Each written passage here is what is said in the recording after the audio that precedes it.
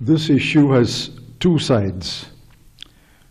The one side is about the non-humanitarian treatment of the deportees. Yes, they may have entered the United States illegally. Maybe under their law they should be deported. But when they are deported, it has to be in a humanitarian manner. They can't be chained around their legs and transported in a military aircraft. I think that was unfortunate and unacceptable.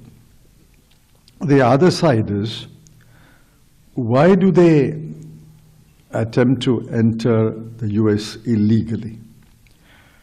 Mr. Jaishankar said that they've had a harrowing experience. They have been victims.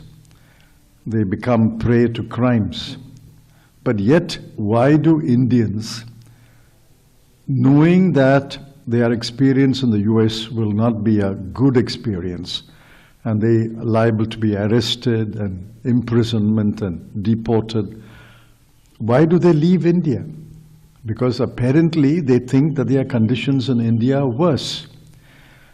So what is the government doing to ensure that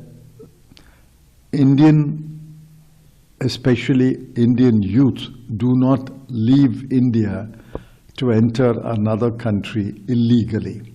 So I think both sides must be addressed. Both issues must